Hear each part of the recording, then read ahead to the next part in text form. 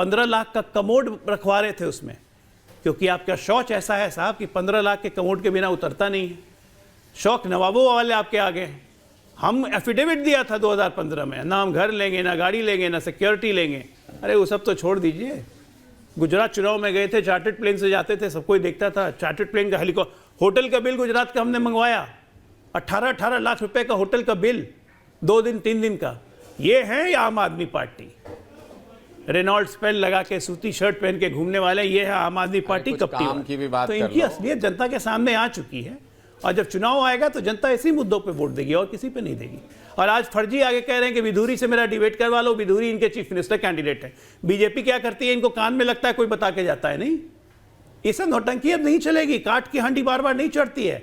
गए वो जमाने जब बिजली के तार में टोटका फंसा के लाइन घीसते थे केजरीवाल सीढ़ी लगा के। अब जनता नहीं आने वाली है सब चक्कर में, ठीक है ना। डिबेट करना है, बहुत सारे डिबेट करने वाले हैं, किसी से भी कर लें। यहाँ नौटंकी करने के लिए प्रेस कॉन्फ्रेंस करके मीडिया का टाइम बर्बाद करते हैं। अब टाइम बर्बाद करने का ज़माना ख़त्म। बस जनवरी है, लोहड़ी काटिए, मनाइए, उसका पैकअप, काम खत्म हो गया। ऐश्वर्या जी। डांडा साहब, बाबा आ रहे हैं, प्रधानमंत्री खुद लीड कर रहे हैं। खत्म हो गया सर इनका। आप थोड़े टेंशन में है क्या? अरविंद केजरीवाल बार बार बाहर आके बोल रहे हैं।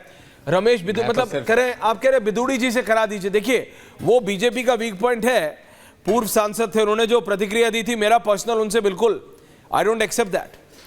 लेकिन आपको ये करने की क्या जरूरत है? अगर आप सचमुच इतने स्ट्रांग हैं, जितने कि आप कहते हैं कि 70 में से 50 सीटें आपकी हैं, और बीजेपी कुछ भी कर ले, प्रधानमंत्री रैली कर लें, गृह मंत्री कर लें, बाबा कर लें, कोई फर्क नहीं पड़ेगा, तो फिर क्या प्रॉब्लम है? Why are you so fluttered on ground? Danda साहब, पत्रकार तो है, आप में भी आप जानते हैं, सेंस कर लेते हैं पत्रकार लोग। व्हाई सो फ्लट, मतलब आम आदमी पार्टी में फ्लटरिंग हो रही है, किसकी वजह से है?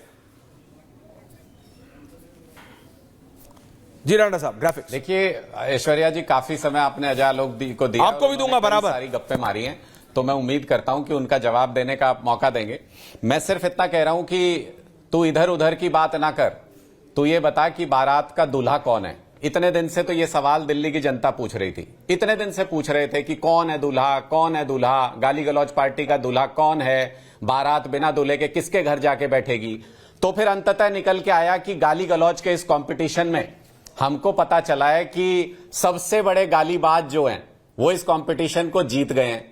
रमेश बिधूड़ी जी इस कंपटीशन को जीत गए। सबसे ज्यादा गाली वो दे सकते हैं, महिलाओं का अपमान वो कर सकते हैं, मारपीट वो कर सकते हैं। उनकी क्वालिफिकेशन सबसे ज्यादा लगी भारतीय जनता पार्टी को, तो उनको बनाने जा रहे हैं सीएम उम्मीदवार। तो भाई जब सीएम उम्मीदवार बनाने जा रहे हो, हमने इतना ही तो कहा है कि हमारे जो सीएम उम्मीदवार हैं उनके साथ बहस तो होनी चाहिए।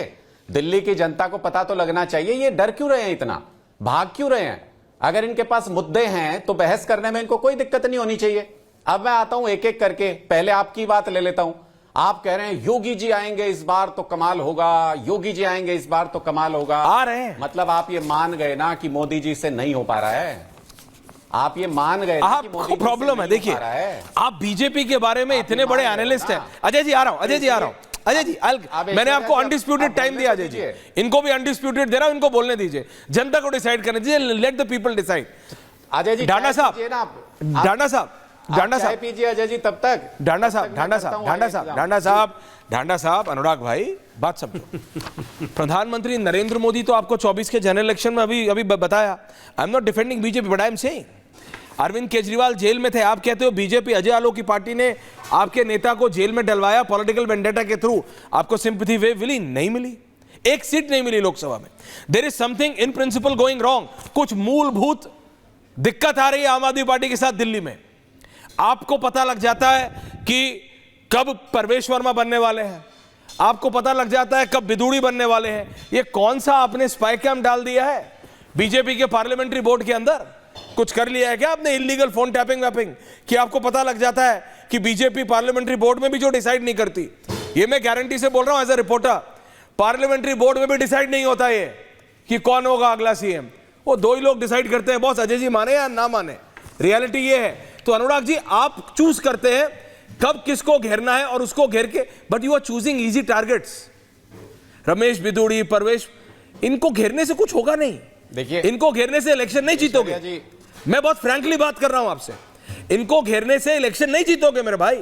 इलेक्शन ढांडा साहब आप कैसे जीतोगे? क्यों हैं? इलेक्शन जीतोगे जनता को या तो आप सेटिस्फाई करो, जी, या तो आप जनता को सेटिस्फाई करो। 11 साल का एंटी इनकम्बेंसी है। और मैं बाबा इसलिए कह रहा हूं क्योंकि आपके लिए बाबा अनचार्टेड टेरिटरी है। बाबा जब आएंगे तो अनचार्टेड टेरिटरी है ना जी। मैंने आपको 13 कॉन्स्टिट्यूएंसी गिनाई, आप मुझे बता दो अगर मैं गलत कह रहा हूं तो। बीजेपी की स्ट्रैटेजी तैयार है, एक 13 सीट्स में जहां जहां बीजेपी नहीं हार सकती उसको चारों तरफ से घेर के बाबा की रैली करा रही है। दिल्ली में हो रहा है ये, यूपी में नहीं, क्योंकि उनको इस बार लग रहा है अनुराग जी कि इस बार जीतेंगे, इस बार केजरीवाल को हराएंगे। अनुराग ढांडा क्विक रिस्पॉन्स, उसके बाद खोल रहा हूं। मेरी बारी आएगी, प्लीज, आप ही की है, बोलिए तो। जी। मैं ऐश्वर्या जी, अजय जी आ रहा हूं। मैं अब उसमें जोड़ लीजिएगा, मैं चुप रहा हूं। अजय आलोक जी वाले में मैं सिर्फ ये कह रहा हूं, जितने मुद्दे छेड़े अजय आलोक जी ने मैं बहुत क्विकली कवर कर देता हूं उनको। इन्होंने कहा कि शीश महल पे चुनाव लड़ना चाहते हैं ये, तो फिर इनको ये 467 करोड़ के राजमहल पे जवाब इनको देना पड़ेगा। ये 100% इनको देना पड़ेगा, क्योंकि जनता दो में से एक चूज करती है। जनता कहती है कि शीश महल अगर आप ये कह रहे हैं तो राजमहल भी दिखा दो, जनता देख के वोट कर देगी। जब देखने के लिए गए तो इन्होंने कैमरों के ऊपर पाबंदी लगा दी, इन्होंने पुलिस लगा दी, इन्होंने कैमरे अंदर जाने नहीं दिए। इसका मतलब जो ये सोने के टॉयलेट वगैरह की फोटो दिखाते हैं वो सब फर्जी हैं। इसका मतलब जो ये बार, स्विमिंग पूल बताते थे शीश महल में, वो सब फर्जी हैं, क्योंकि अगर वो होते तो ये दिखाने देते। इसका मतलब राजमहल के अंदर मैं आपको बताता हूं, देखो 80 करोड़ रुपए का ये सीपीडब्ल्यूडी का वर्कशीट है। 80 करोड़ रुपए लगे। 80 करोड़ रुपए में तो डायमंड का कमोड बनवाते हैं क्या प्रधानमंत्री जी? डायमंड के कमोड का इस्तेमाल करते हैं क्या? क्या करते हैं? जो राजमहल के अंदर 200 करोड़ के झूमर लगे हैं, 300 करोड़ के कालीन बिछे हैं, 8500 करोड़ के प्लेन में प्रधानमंत्री जी घूमते हैं, 10 लाख का सूट पहनते हैं, 1.5 लाख के गॉगल्स, देखिए बोलो आराम से बोलो, लगा के घूमते हैं प्रधानमंत्री जी, 2 लाख की घड़ी पहनते हैं। सवाल हमसे पूछते हैं, सवाल हमसे पूछ रहे हैं। ये मैं आपको उसके बाद हमने काम क्या किया वो दिखाता हूं। ये लिस्ट है नीति आयोग की, 20 टॉप गवर्नमेंट स्कूल्स की लिस्ट है ये। इसमें से 7 दिल्ली के हैं। आपको जान के आश्चर्य होगा कि 35 साल इनकी सरकार होने के बावजूद गुजरात का एक भी स्कूल इसके अंदर नहीं है, एक भी स्कूल। 22 स्टेट में इनकी सरकार है, इनके गवर्नड स्टेट का एक भी स्कूल टॉप 20 में नहीं है गवर्नमेंट स्कूल्स के अंदर। इनकी अपनी सरकार की रिपोर्ट है। शर्म आनी चाहिए, डूब मरना चाहिए, कहीं जाके एक ढंग का स्कूल नहीं बना पाए। प्रधानमंत्री जी को नकली स्कूल के अंदर फोटो खिंचानी पड़ती है जब भी खिंचवाते हैं। और सबसे बड़ी बात, ये गाली गलौज कंपटीशन ही कर सकते हैं, काम तो गिनवा नहीं सकते। आधी दिल्ली इनको भी तो चलानी थी। दिल्ली के अंदर लॉ एंड ऑर्डर तो